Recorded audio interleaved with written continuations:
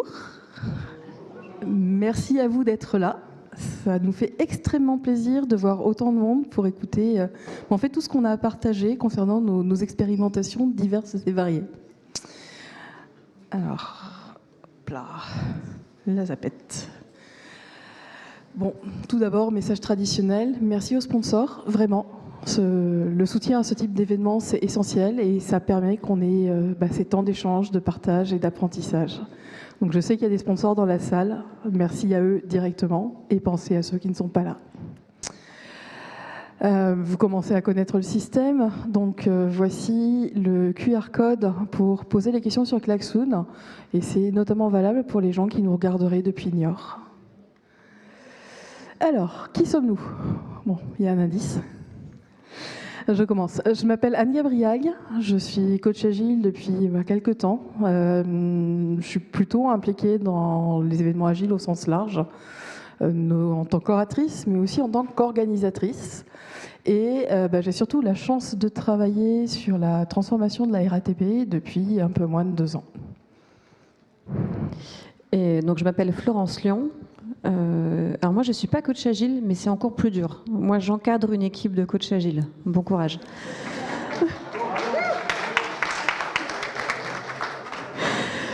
Et je suis arrivée à la RATP il y a 1 an et demi pour porter le programme, enfin pour concevoir surtout, et puis du coup porter ce programme de transformation agile dont on a déjà parlé hier pour ceux qui étaient là. Et aujourd'hui, on va vous focuser sur un sujet un peu plus particulier qui touche vraiment à comment fonctionne la RATP quand on ouvre un petit peu le cœur du réacteur. Alors la première question, normalement, j'espère que vous êtes bien réveillés. Connaissez-vous la RATP? Oui. Merci, super. Alors, quand vous pensez RATP, levez la main ceux qui pensent au choix numéro 2. Franchement, c'est abusé. Vous inquiétez pas, j'en ai une autre. Levez la main ceux qui pensent au choix numéro 1. Merci à mes collègues de la RATP au premier rang. Effectivement, nous faisons aussi des véhicules autonomes, forcément, mais bon, bref. En tout cas, la RATP, c'est surtout un grand groupe, beaucoup plus grand qu'on en a quand on est parisien et usager quotidien du métro, du bus, etc. C'est surtout un opérateur mondial de la mobilité urbaine. On est numéro 3 au monde dans ce secteur. C'est un groupe qui emploie plus de 70 000 collaborateurs partout dans le monde et qui couvre plus de 800 territoires. Autant vous dire que, effectivement, Paris, c'est bien, mais Paris n'est pas le centre du monde, n'en déplaise aux Parisiens. On opère plus de 9 modes de transport. Donc vous pensez naturellement au bus, au métro, au RER, au tram. Vous pensez peut-être moins aux navettes fluviales, au sightseeing. Et donc visiblement pas du tout aux navettes autonomes. Je suis un tout petit peu déçue par mon public.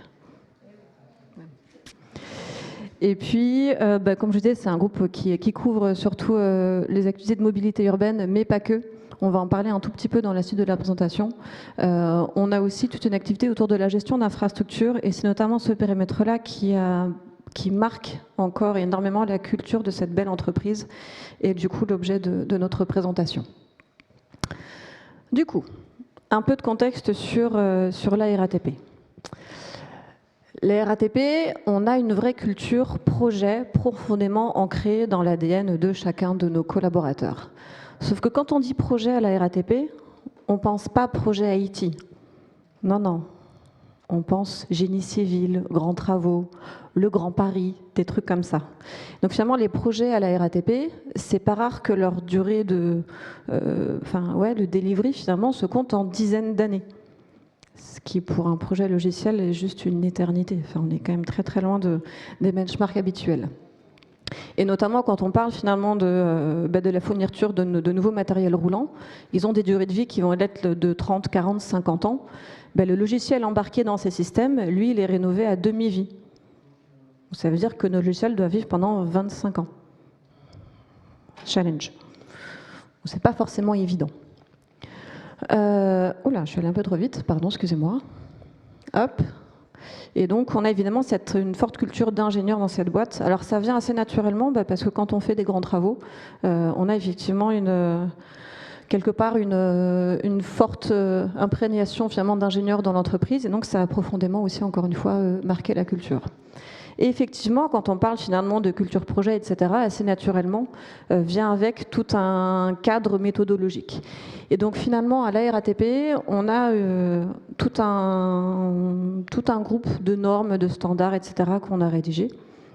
Et notamment une qu'on m'a très vite appris à connaître par cœur, donc c'est l'IG 497. IG voulant dire instruction générale. Voilà. Et cette IG décrit par le menu la manière dont on doit piloter les projets à la RATP. Et quand on dit projet, pensez Grand Paris. Pensez pas intégrer, je sais pas, du ServiceNow à la DSI. Non, non, rien à voir. Donc ça fait quand même une bonne centaine de pages. Il faut le digérer. On en a fait une déclinaison allégée pour la DSI. Alors tout est dans les guillemets du allégé, c'est important. Pour justement décrire là aussi finalement comment est-ce qu'on pilote, comment est-ce qu'on opère ces différents projets à la DSI. Donc on a vraiment déroulé le workflow, le process est bien décrit, les livrables, etc. Donc tout est très très bien documenté. Et vous n'avez pas besoin de réfléchir, vous avez juste à le suivre à la lettre, s'il vous plaît. Donc ça, c'est encore une fois notre cadre.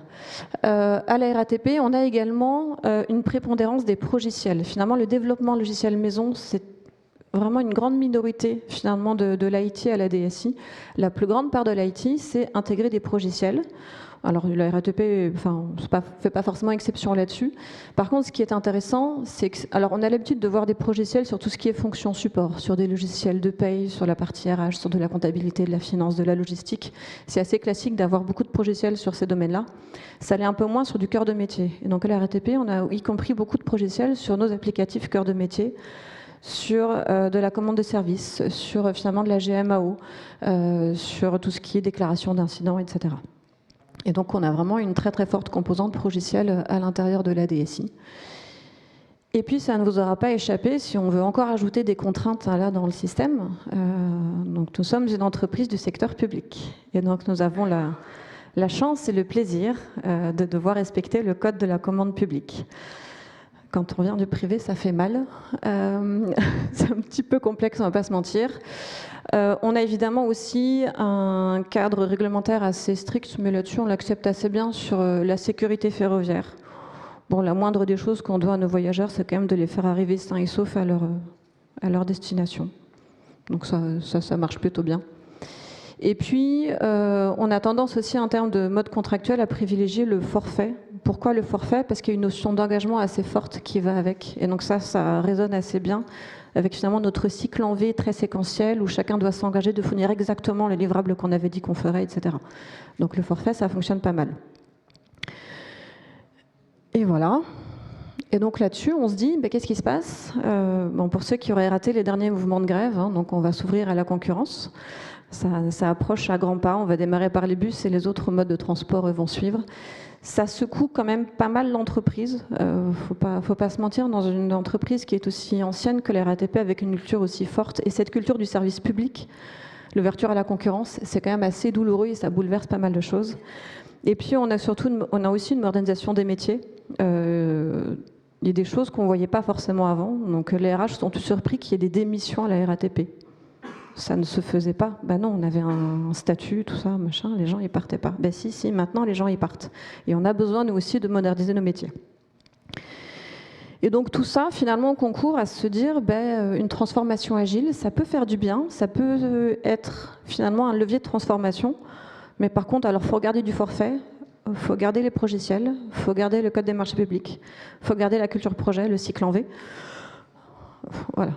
Bon courage Florence. Et donc ceci est notre manifeste de la transfo qu'on a fait écrire par nos sponsors. On retient surtout que cette transformation agile elle a vocation finalement à libérer les énergies et l'initiative dans nos équipes pour répondre à tous les enjeux de demain. Et Dieu sait qu'à la RATP, ils sont très très nombreux. On compte en dizaines les transformations en cours actuellement à la RATP. Passons maintenant au cœur du sujet. Alors, vous devez le deviner, modernisation des métiers, modernisation du contexte, ça va générer un vrai besoin de modernisation du cadre méthodologique. Par rapport à cette modernisation, on a en objectif 2 éléments principaux. Donc ça, c'est vraiment ce qu'on cherche à obtenir comme impact via cette démarche. La première, et elle est assez évidente, c'est tout simplement une réduction du délai. Actuellement, même sur des petits projets, donc du type intégration de logiciels, le délai entre la réception de la demande du métier et le fait qu'on ait une première version opérationnelle en production, l'unité, c'est l'année. Donc ça se compte en années, avec un S, un gros S. J'ai des collègues de la RATP dans la salle, comme vous pouvez l'entendre. Et le second impact qu'on va chercher, c'est de la centricité utilisateur. Et c'est là où ça devient compliqué. Qui dit logiciel dit standard. Comment trouver le bon équilibre, sachant qu'on cherche vraiment à avoir des solutions qui sont au service de nos utilisateurs. Des solutions qui ont été développées par ailleurs, sans les utilisateurs en question, vu que ça vient des éditeurs. Donc, joli challenge en termes d'objectifs. Concrètement, on ne part pas de rien. Déjà, on a pas mal d'initiatives agiles qui existaient déjà au sein de la RATP. L'usine digitale, dont il y a eu un REX l'an dernier, Agile en Seine, mais pas que. Donc il y a vraiment des poches d'agilité. Et dans les éléments qui existent et qui nous servent de source d'inspiration, pas unique mais importante, il y a le modèle de delivery de l'usine digitale. Ce modèle de delivery, en fait, il a été utilisé, affiné, utilisé, retravaillé, challengé pendant les 4 ans d'existence de l'usine digitale. Alors, pourquoi je vous parle de 4 ans d'existence avec un son un peu final?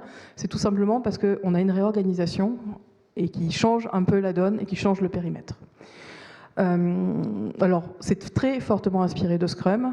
Les caractéristiques principales, je vais aller très vite, c'est qu'on essaie vraiment d'impliquer nos utilisateurs finaux de A à Z, tout au long du projet, et pas uniquement des managers dans les directions métiers.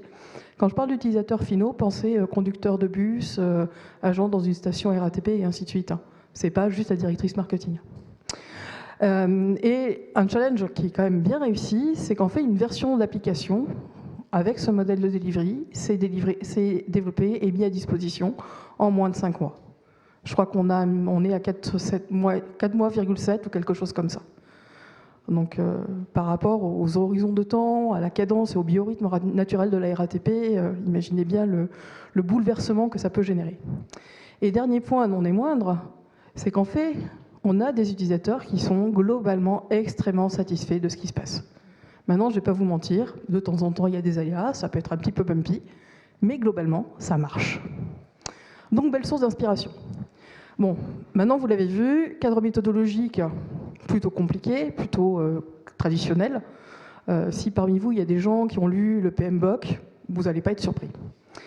Donc on a fait ça en mode projet, le plus possible en mode collaboratif. Donc on a constitué un groupe de travail, on a beaucoup réfléchi ensemble, jusque-là c'est complètement standard, mais on s'est dit qu'on n'allait surtout pas partir sur du Big Bang, qu'on allait adresser ça en mode agile, à savoir par expérimentation.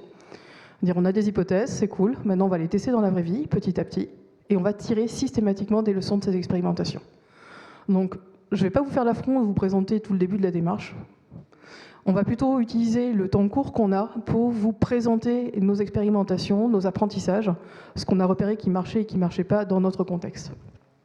Alors, nous avons énormément de contenu à vous proposer, donc les slides seront mis à disposition. Je ne vais pas du tout avoir le temps de rentrer dans les détails et je vous prie de m'en excuser par avance, mais on pourra répondre aux questions.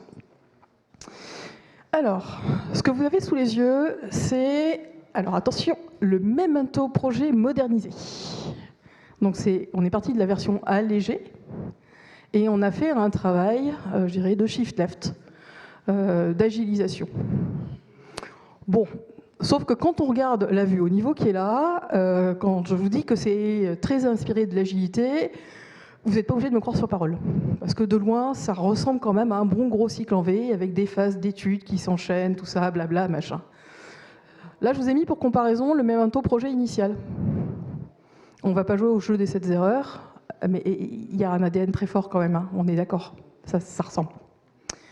Du coup, elle est où l'agilité dans tout ça? Parce que promis, ça fait un moment qu'on travaille dessus.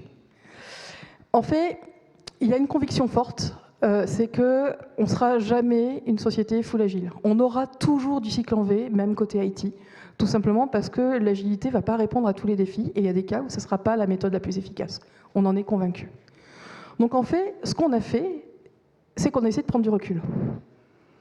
On a très rapidement écarté le fait d'adopter directement un framework agile plus ou moins adapté, et on est reparti des fondamentaux, de pourquoi l'agilité, qu'est-ce que l'agilité apporte, et du coup, qu'est-ce qui est intéressant à intégrer en termes d'esprit, de pratique, dans ces démarches de gestion de projet. Alors pour ceux qui ont reconnu l'illustration, c'est mais où est Charlie? Et la réponse, c'est qu'il est là-haut. Voilà, moment d'humour.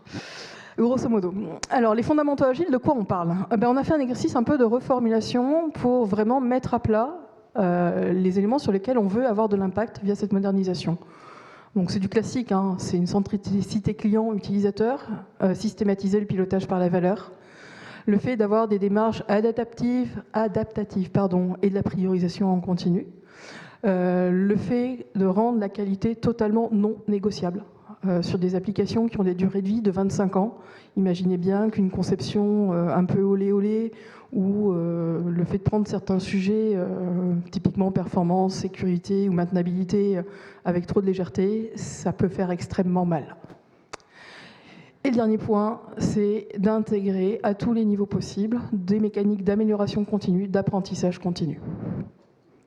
Donc ça, c'est vraiment le pivot de la démarche. Donc, comme je vous l'ai dit, on ne va pas tout vous expliquer, on va surtout vous partager nos expérimentations phares. On a essayé de prendre les choses dans l'ordre, plus ou moins. Et la façon dont on a organisé le REC, c'est vraiment phase par phase. Et on vous explique un peu à quoi correspondent ces phases. Donc ça, c'est la première phase, une phase qui s'appelle étude d'opportunité et de faisabilité. Donc on a encore du vocabulaire de l'ancien temps qui traîne, mais ça permet en fait de garder un vocabulaire commun. Sachant qu'on est toujours en phase d'expérimentation, on n'a pas encore commencé la conduite du changement. Donc cette phase, en gros, c'est la réception de la demande de projet. Donc le projet existe, c'est inscrit au plan projet. Maintenant, il faut commencer à ouvrir la boîte et comprendre de quoi on parle. Donc comprendre les besoins, identifier tout ce qui est contraintes techniques, donc porté par le cadre de cohérence technique, qui est un de nos documents phares, mais aussi tous les besoins spécifiques. Et à l'issue de cette étude, ce qui est attendu, c'est que l'équipe en charge de cette phase se soit forgée une conviction au type de solution, au cheminement dans lequel on va s'engager pour la suite. Donc, est-ce que la démarche d'achat de logiciel ou location, c'est vraiment la meilleure solution? Est-ce qu'on n'aurait pas intérêt à explorer autre chose, comme un développement spécifique?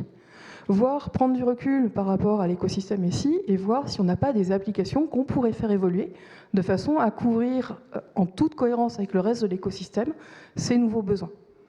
Donc, ce qu'on cherche, c'est vraiment à systématiser cette démarche. Un des points les plus évidents, c'est déjà aider les équipes à adopter et intégrer dans leur mode de fonctionnement les rôles agiles. Donc le product owner, le proxy product owner et le delivery lead. Alors, ce slide, il y a un piège. Les product owners à la RATP ne sont pas des product owners, au sens classique du terme. Ce sont des experts métiers, ce sont des sachants métiers. Et quand on dit métier, c'est typiquement pas des personnes de la maîtrise d'ouvrage. Donc on a des projets, alors pas forcément des gros logiciels, où on a eu comme product owner des gens qui, le matin avant de venir en réunion, conduisaient un métro. Et oui. Et qui, pour certains, n'avaient pas d'ordinateur avant de commencer à travailler avec nous.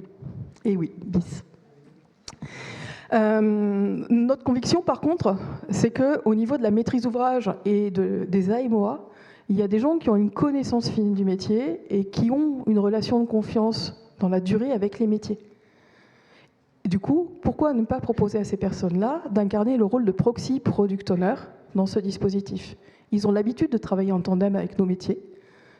Et on s'est dit que faire le pari de l'accompagnement de la transformation de ce rôle, ça pouvait être une clé de succès. Et dernier point, le delivery lead. Alors, on est une version adaptée de Scrum. On utilise beaucoup de forfaits. On a absolument besoin, au sein des équipes, de quelqu'un qui porte l'engagement et qui va protéger les intérêts de la RATP. Donc ce rôle de delivery lead, et on en a dans la pièce, c'est porter l'engagement, s'assurer, fluidifier, vraiment faire en sorte que l'équipe puisse fonctionner de façon efficace, notamment au sein de l'écosystème RATP. Et il y a vraiment ce rôle de facilitation, de coordination, avec quand même en centrale l'engagement. Dans les choses qu'on a fait, on a aussi déployé un dispositif assez complet d'accompagnement à la prise de ces nouveaux rôles. Alors ça passe bien évidemment par des formations, L'essentiel de ces formations, en fait, ont été créées par des coachs du programme de transformation et c'est animé à minimum en binôme par des coachs de l'équipe de transformation et des gens qui occupent aujourd'hui ces rôles, typiquement les delivery leads. Les projets qui font l'objet de ces expérimentations, ou qu'on utilise à titre d'expérimentation plus précisément, conférence d'hier, bénéficient d'un accompagnement rapproché. Et là-dessus, en général, on intervient à 2 coachs pour maximiser la disponibilité, les points de vue, et en fait offrir l'accompagnement le plus complet possible dans le quotidien de l'équipe. On a des comités de pratique aussi qui commencent à se mettre en place. Donc on encourage les personnes qui prennent ces nouveaux rôles à se rapprocher. Bon, ça se fait avec plus ou moins de succès, on va dire. Et dernier point non des moindres, c'est qu'on a mis en place des dispositifs plus individualisés sur cet accompagnement. Donc typiquement, les nouveaux delivery leads qui intègrent ça bénéficient d'un onboarding relativement classique, mais bénéficient aussi d'un parrainage ou d'un marrainage par un autre delivery lead expérimenté sur ce mode de fonctionnement et qui va vraiment accompagner la personne sur au moins toute la durée du projet.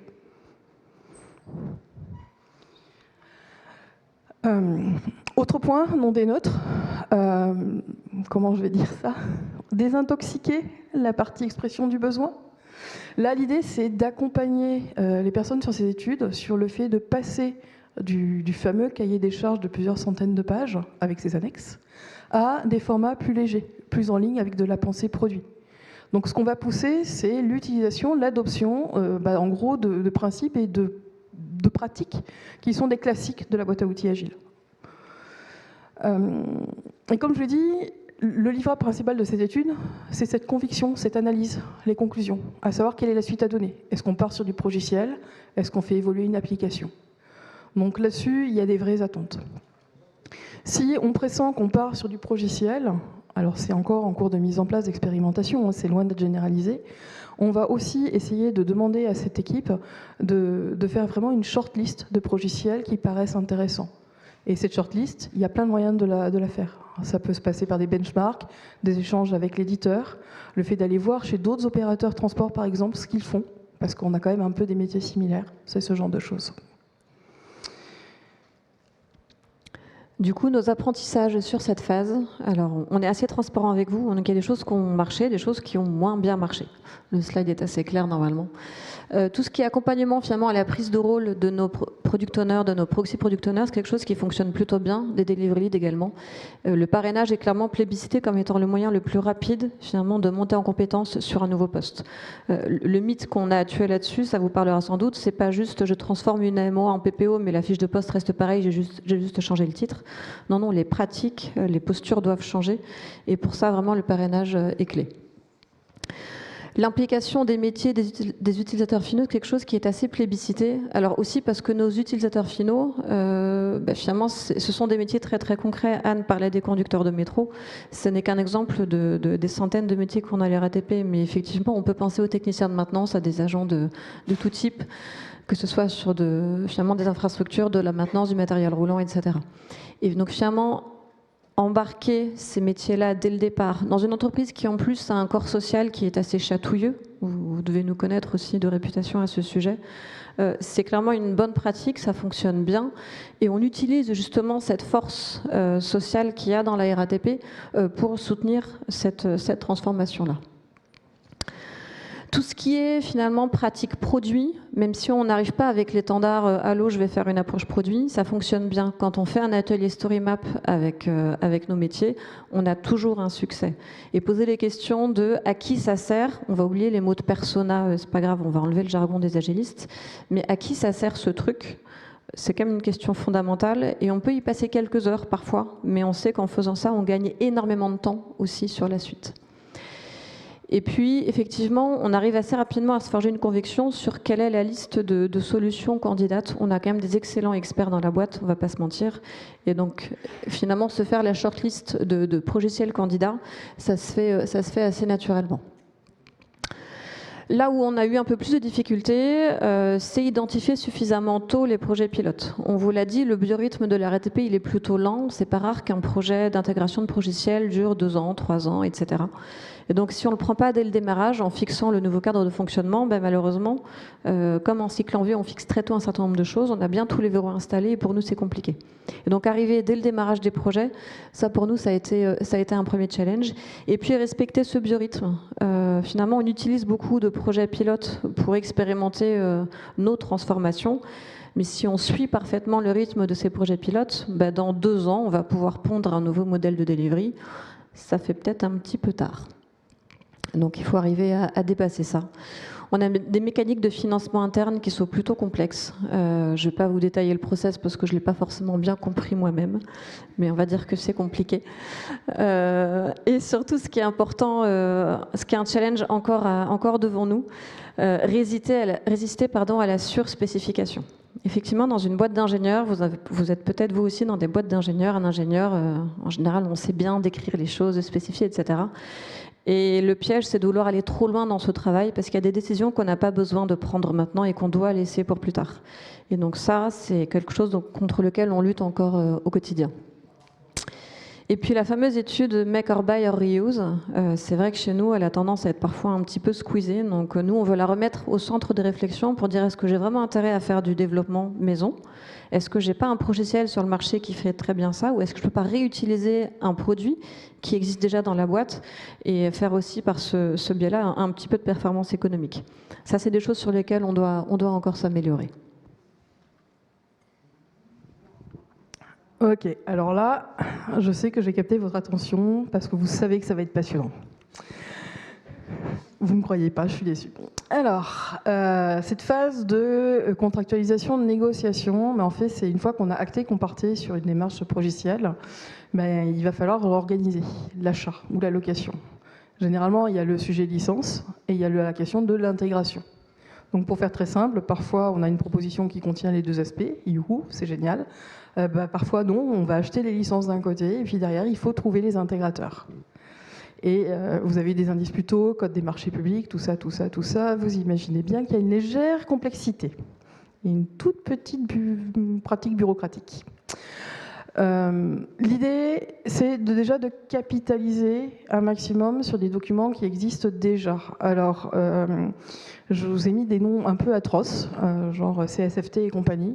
En fait, c'est les documents ces 2 documents portent à la fois les expressions de besoins et, au niveau du PAQR, les principes d'organisation projet attendus côté RATP. Donc, ce qu'on fait, c'est qu'on essaie d'avoir des templates un peu prêts à l'emploi, où on a pré-rempli un certain nombre d'éléments, notamment sur le côté organisation, qui nous sert de base de discussion avec les équipes projet, pour leur montrer que ça a déjà été utilisé par ailleurs, et pour aller plus vite dans la rédaction de ces documents, tout en ne réinventant pas l'eau chaude à chaque fois. L'idée, c'est aussi d'essayer d'intégrer dans le dossier de consultation des livrables de description des besoins dans un format agile. Ce qu'on cherche, c'est quelque part remplacer le cahier des charges par des artefacts plus légers. Typiquement un backlog où on va surtout s'interdire de rentrer dans la description de toutes les user stories. Et on va plutôt essayer de partager les documents de vision produit, de story map et compagnie, pour quand même réussir à trouver le bon équilibre et fournir les éléments de compréhension du besoin et du contexte pour permettre en gros aux répondants de faire des réponses correctes et de leur donner envie de travailler avec nous.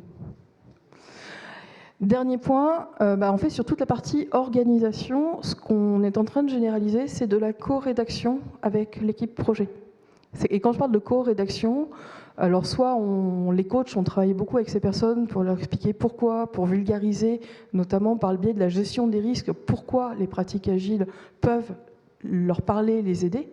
Mais dans certains cas, on peut nous-mêmes contribuer à la rédaction du document. Et auquel cas, on fait ça à 4 mains. Au niveau du dépouillement, en tant que coach agile, alors ça peut surprendre, mais on est régulièrement impliqué dans les dépouillements. Alors soit on peut être nous-mêmes directement invités dans les soutenances, et le feedback qui nous est demandé, c'est un peu sur le niveau de maturité agile ou un retour sur le cadre d'organisation projet qui fait l'objet, enfin qui est inclus dans les propositions. Soit on est en soutien en mode effacé, à savoir on ne participe pas aux soutenances. Les soumissionnaires ne savent pas qu'on est là. Mais par contre, on travaille la préparation des soutenances et les débriefs des soutenances avec l'équipe projet. Donc l'évaluation, j'en ai parlé. Et généralement, vous pouvez le deviner, dans les soutenances, on n'a pas exactement ce qu'on aimerait faire. Et il y a tout un jeu pour trouver un bon compromis. Là encore, on ne peut pas décourager nos répondants, on a besoin d'eux. Donc il faut trouver un terrain d'entente. Donc ça fonctionne un peu en dichotomie, il y a des échanges et compagnie.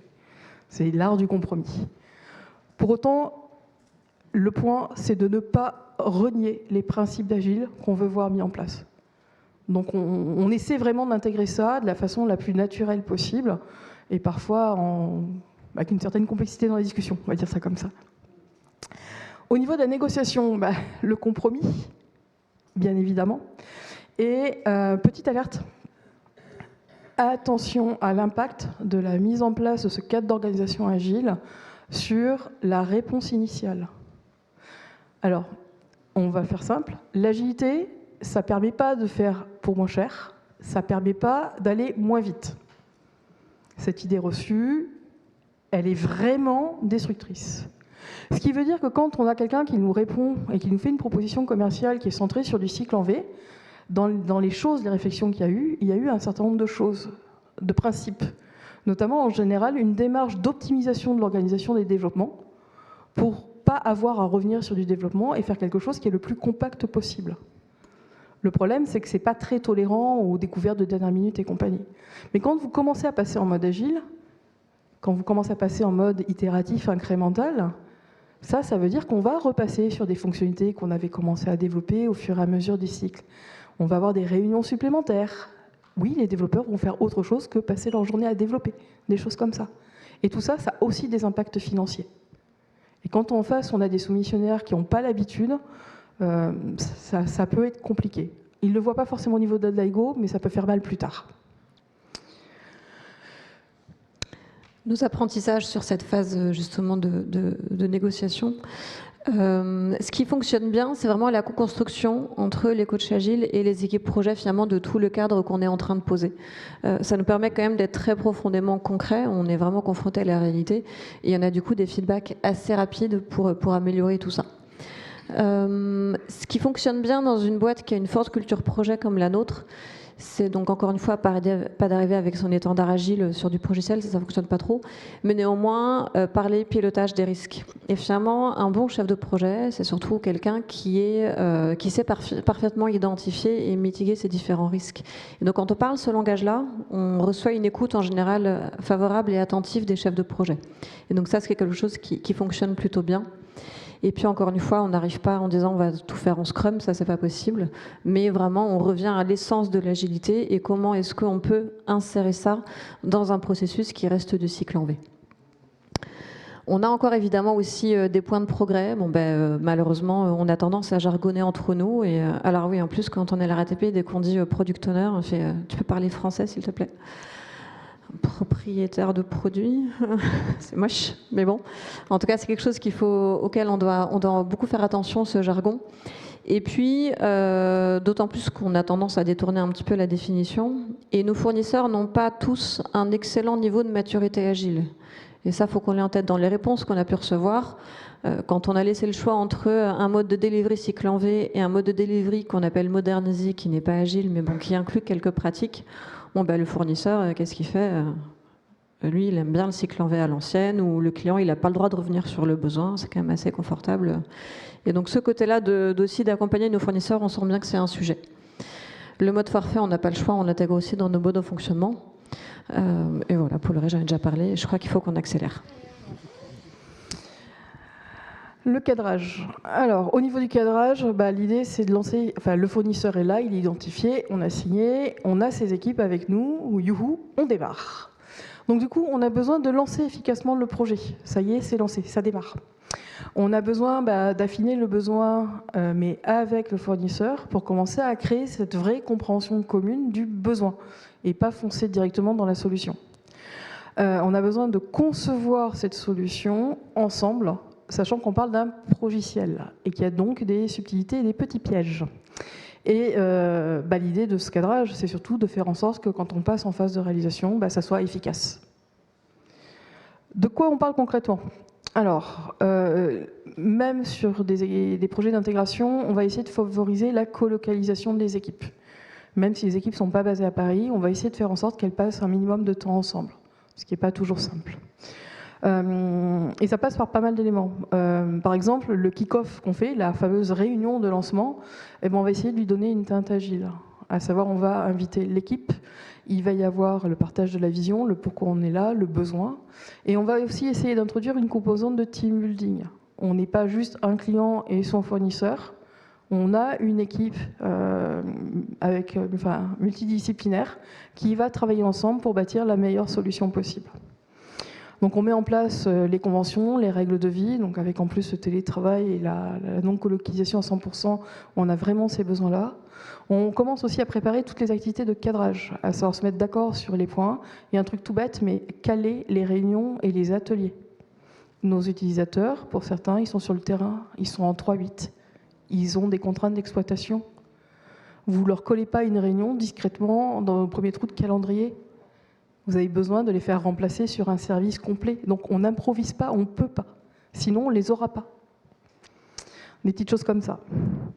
Au niveau de l'organisation, typiquement, on va se caler aussi sur la durée de l'itération. En Scrum, on nous dit un sprint, c'est entre 1 et 4 semaines. Cool. Ça marche bien pour du développement spécifique.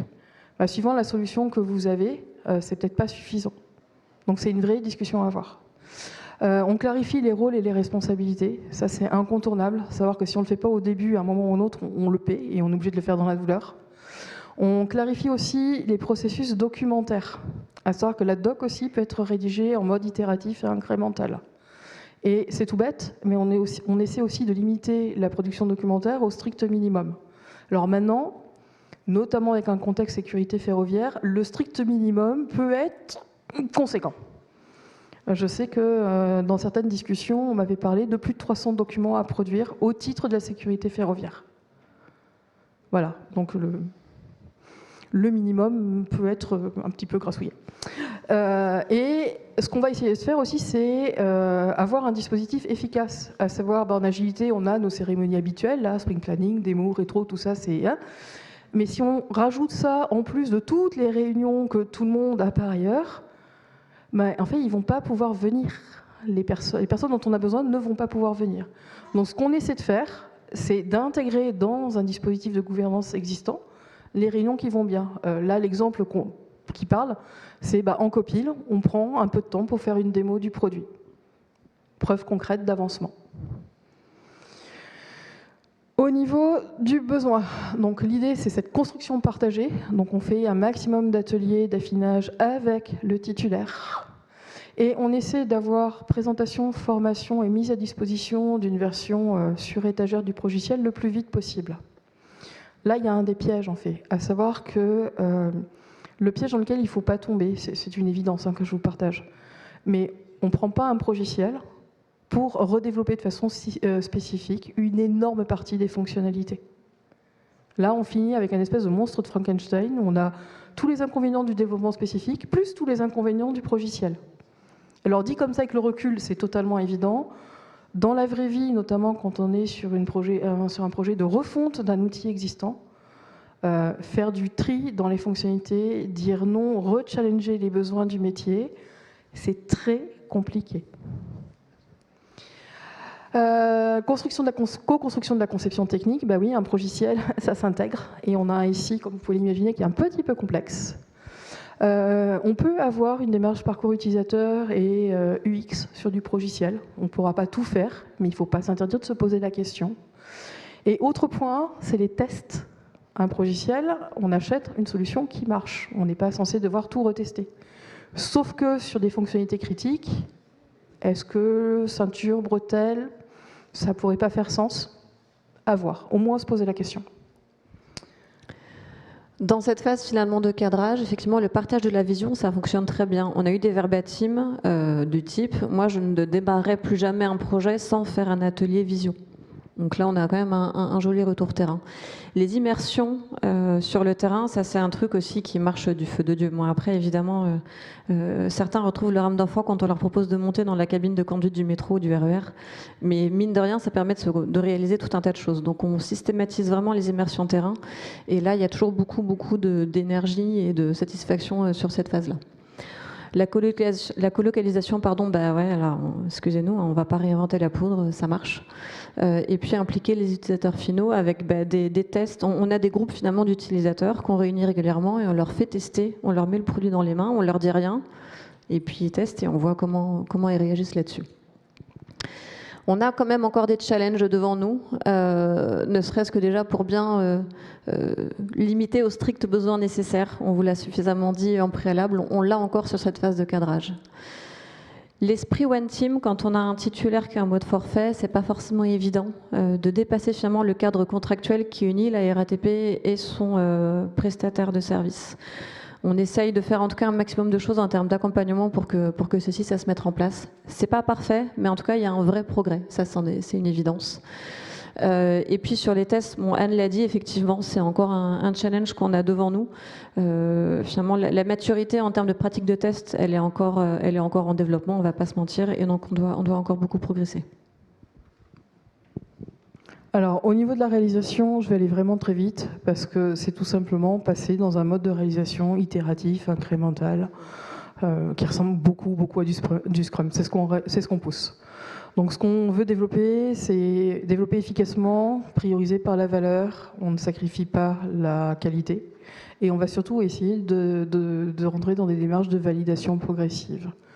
Donc affinage progressif du besoin, réalisation en mode itératif. La validation progressive, c'est fonctionnel et technique, autant que possible, pour éviter l'effet tunnel et pochette surprise, bien connu sur les gros projets cycle en V. Rappelez-vous, plus la période de tunnel est longue, plus le potentiel de dégâts de l'effet surprise est colossal. Et on est sur des projets qui sont longs par construction. Dans le pilotage, ce qu'on essaie aussi, c'est d'introduire, voire remplacer certains indicateurs de pilotage, en tout cas d'introduire des indicateurs de pilotage agile. Et ça nécessite notamment une bonne explication de quoi on parle, qu'est-ce que ça représente.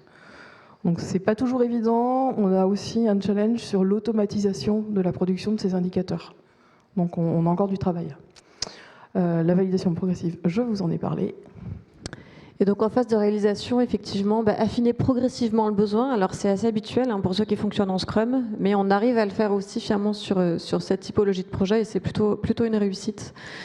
Les démonstrations, nous on y tient, ça fait vraiment partie des points sur lesquels on ne veut pas négocier avec nos titulaires. Même s'ils nous répondent avec un truc en cycle en V, tout ce qu'il y a de plus classique, on va insister, ok, on a un copil tous les mois, à chaque copil, vous allez devoir montrer quelque chose. Quelque chose.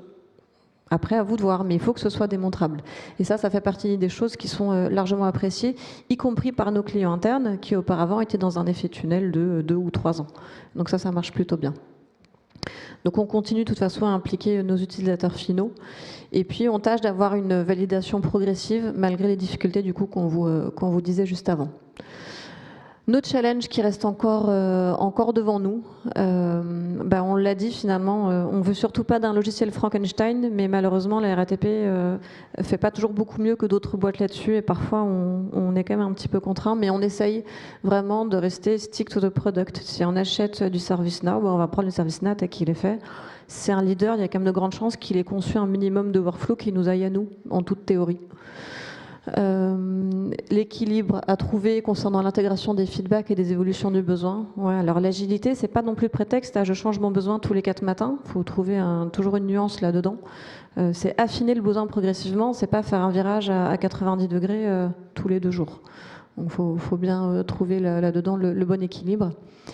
Et puis le niveau de transparence élevé dans un cadre forfaitaire. Alors nous, on tâche de l'avoir vis-à-vis de nos clients internes, mais vis-à-vis de nos titulaires, notamment si la tension monte un petit peu sur le projet, si on sent qu'on arrive à des décalages qui sont toujours un peu durs à absorber, le fournisseur, qu'est-ce qu'il fait ? Lui, effectivement, il active ses mécanismes de progression, il vous met un engagement manager en filtre, vous n'avez plus accès directement aux équipes, il n'y a plus de transparence, il n'y a plus de confiance, blablabla, etc. Là, la spirale négative se met en place. Donc ça reste aussi quelque chose sur lequel on fait très attention. En synthèse, donc vous l'avez compris, finalement, on fait surtout une belle tentative d'inception de l'agilité dans du cycle en V par cette approche. Ce qui est sûr, c'est qu'on tâche de mettre en œuvre l'amélioration continue à toutes les étapes finalement de notre transformation. On tâche aussi finalement que cette amélioration continue, elle s'active entre projets. On vous a dit, on a plusieurs projets pilotes et on demande explicitement aux équipes projets de faire des retours d'expérience en interne pour que d'autres puissent en bénéficier. Quand on a un accompagnement agile qui se met en place, c'est obligatoire. Donc ce truc-là, pareil, ça fait partie des points qui sont non négociables. Et puis évidemment, beaucoup d'entraide au niveau de l'équipe des coachs, puisqu'on a plusieurs coachs qui avancent en parallèle sur ces sujets. Et donc encore une fois, on se synchronise pour tâcher d'avancer plus efficacement au sein de l'équipe. Donc voilà, nos principaux apprentissages. Beaucoup d'accompagnement, et pas que en interne. On se retrouve aussi à coacher des équipes où il y a dans la salle 75% de prestataires. Si on ne le fait pas, malheureusement, on ne va pas assez progresser. Donc on a besoin de ça. Il faut évidemment vulgariser l'agilité. Si on arrive avec tout notre jargon, ça ne passera pas. Il faut qu'on parle le langage finalement des équipiers à qui on s'adresse. Donc effectivement, parler des risques et éviter finalement de trop jargonner. On expérimente au quotidien sur différents projets. Ils n'ont pas tous le même vécu, ces différents projets. Donc effectivement, on tâche de reconsolider tout ça. Et puis on est assez humble. Il y a des choses dont on est convaincu que ça devait marcher. Et puis voilà, quand on expérimente, parfois on se plante aussi. Donc il faut aussi savoir accepter ces expérimentations ratées, mais c'est aussi pour nous l'occasion d'apprendre et de progresser plus vite. Merci à tous.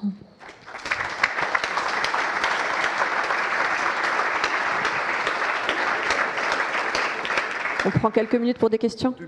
2 minutes. 3 minutes. Questions dans la salle peut-être pour démarrer ? Merci beaucoup à toutes les deux. J'ai une question en deux. Est-ce que vous avez intégré dans la construction de la démarche les équipes achats ? Et comment vous intégrez le paiement du forfait dans le cycle itératif ? Vous faites ça au sprint ? Ouais. Voilà. Alors, on l'a dit, on est au tout début de l'aventure. Et dans les choses qui ne nous aident pas à date, c'est qu'on n'a pas réussi à obtenir d'acheteurs qui se rendent disponibles pour prendre ce recul. Alors, quand on les a sollicités, ils nous ont demandé en fait sur quelle consultation. Donc on a réexpliqué que ce n'était pas sur une consultation, c'était justement pour de la prise de recul et les intégrer dans cette démarche de modernisation. Et là, ils nous ont répondu qu'en fait, ils étaient en sous-effectif et qu'ils étaient totalement sous l'eau. Too busy to improve. Et on a eu un retour assez similaire de la maîtrise d'ouvrage. Mais on continue à y travailler, on n'abandonne pas. Oui. Bonjour, merci à toutes les deux. Est-ce que pour certains logiciels, vous êtes tombé sur des équipes de l'éditeur qui avaient une maturité agile vraiment trop faible et qui a posé problème lors de vos travaux communs ? Plein. Dans les petites anecdotes, quand je peux vous partager, en citant bien évidemment aucun nom, je me souviens d'une soutenance où on a eu, alors c'est un éditeur à qui la RATP a l'habitude de travailler, donc il connaît aussi bien nos écosystèmes. Il y a eu dans la conversation, il y a un des représentants côté éditeur qui nous a en gros expliqué que on était bien mignons à demander des tas de trucs agiles, mais on ne va pas se mentir, à la RATP, vous n'allez pas être capable de faire ce que vous nous demandez. Ok, paf dans les dents.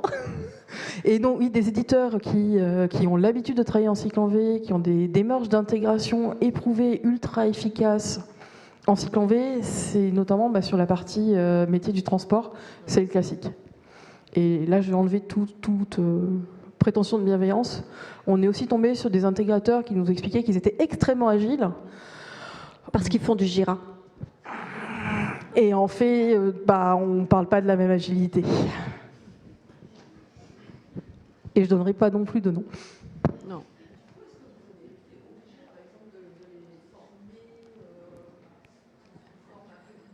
Est-ce qu'on a été obligé de former finalement nos fournisseurs ? Alors, on n'a évidemment pas le droit de former nos fournisseurs, c'est le droit du travail, donc ça non.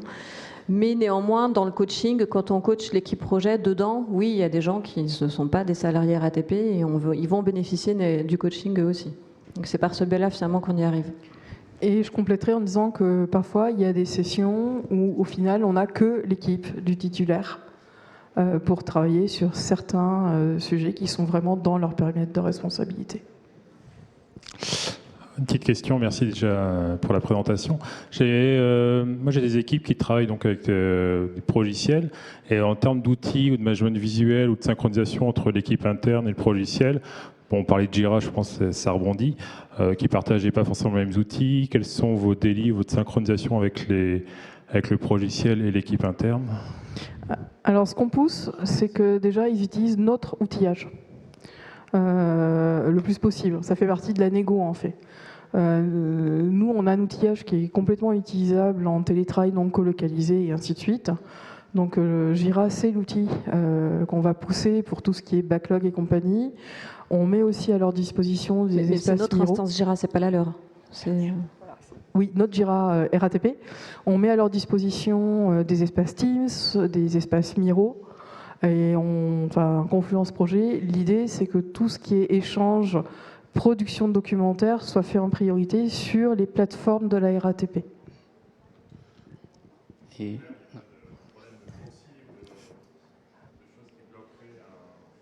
Alors, c'est ouvert. Sur pas mal d'outils, il faut avoir un compte RATP. On ne peut pas se connecter avec un compte tiers. Donc, ce qui peut arriver, c'est leur fournir des comptes RATP pour se connecter à l'outillage RATP. Voilà. Comment vous savez que vous êtes prêt à aller en service, en production? Est-ce que vous arrivez à détourer un MVP au début du projet et voir si vous ne pouvez pas, parce que vous êtes obligé de tout faire avant d'y aller? Est-ce que ça fait vraiment sens de prioriser les incréments par la valeur, vu que de toute manière, il faut tout faire, quoi? Alors, basé sur les projets que j'ai coachés, donc par rapport à l'écosystème, c'est un échantillon totalement non représentatif. Donc en ayant ceci en tête, ça dépend. Quand on se retrouve vraiment à remplacer une solution qu'on doit décommissionner extrêmement vite, en fait, l'écart entre ce qui va être considéré comme un MVP par l'organisation, donc une version utilisable en production, et la version complète, est généralement très faible. On a quand même le travers traditionnel de si j'ai pas tout, l'outil est inutilisable. Bon. Le problème, c'est que souvent, ça, c'est une réalité du quotidien des métiers et que ce qu'il faut faire bouger, c'est les process métiers qui sont derrière. Donc, il y a une inertie du système qui fait que c'est pas en cours de projet qu'il faut attaquer ça. Et c'est pour ça qu'on parlait de prendre les projets suffisamment tôt. On essaie d'avoir de la visibilité sur les roadmaps de nos métiers, notamment pour essayer d'anticiper ça et de se faire très rapidement une première opinion. Ce dont je vous parle, c'est vraiment encore un titre d'expérimentation. On est très très loin de le systématiser. Mais si on fait un constat qu'effectivement, il y a un sujet autour de la maturité des process métiers, on en parle avec nos métiers et on essaie de voir.